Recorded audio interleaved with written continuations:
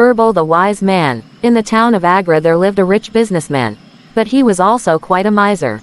Various people used to flock outside his house every day hoping for some kind of generosity, but they always had to return home disappointed. He used to ward them off with false promises and then never live up to his word.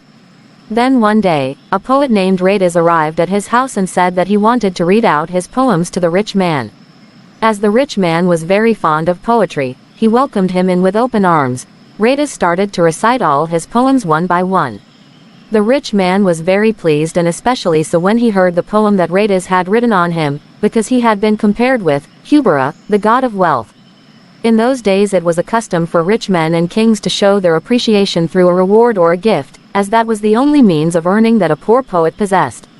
So the rich man promised Haste some gifts and asked him to come and collect them the next day. Haste was pleased. The next morning when he arrived at the house, the rich man pretended that he had never laid eyes on him before. When Haste reminded him of his promise, he said that although Haste was a good poet, he understood very little of human nature. And that if rich businessman truly wanted to reward him, he would have done so the very same night. Haste had been offered a reward not because he was really pleased or impressed, but to simply encourage him. Haste was extremely upset, but as there was nothing that he could do, he quietly left the house. On his way home he saw Birbal riding a horse. So he stopped him and asked for his help after narrating the whole incident. Birbal took him to his own house in order to come up with a plan. After giving it some thought, he asked Haste to go to a friend's house with 5 gold coins and request the friend to plan a dinner on the coming full moon night, where the rich man would also be invited. Birbal then asked Haste to relax and leave the rest to him. Haste had one trustworthy friend whose name was Mauj. So he went up to him and told him the plan. The next day, Mauj went to the rich man's house and invited him for dinner. The dinner has been planned for the coming full moon night. He said that he intended to serve his guests in vessels of gold, which the guests would get to take home after the meal. The rich man was thrilled to hear this and jumped at the offer. After sunset on the full moon night, the rich man arrived at Mauj's house and was surprised to see no other guests there but Haste. Anyhow, they welcomed him in and started a polite conversation.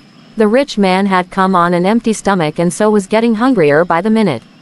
Haste and Mauj were quite full as they had eaten just before the rich man's arrival. Finally at midnight the rich man could bear his hunger no longer and asked Mauj to serve the food. Mauj sounded extremely surprised when he asked him what food was he talking about.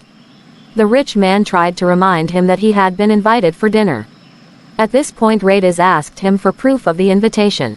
The rich man had no answer. Then Mauj told him that he had just invited him to please him and had not really meant it. He then went on to say that even though they did not do anything good for other people, they also would never try to hurt another human being. He asked the rich man not to feel bad. At that point Birbal walked into the room and reminded the rich man of the same treatment that he had himself meted out to Haste. The rich man realized his mistake and begged for forgiveness. He said that Haste was a good poet and had not asked him for any reward. He himself had promised to give him some gifts and then cheated him out of them. To make up for his mistake he took out the necklace that he was wearing and gifted it to Haste. Then they all sat down to eat a happy meal. Haste was all praise for Birbal and thanked him profusely.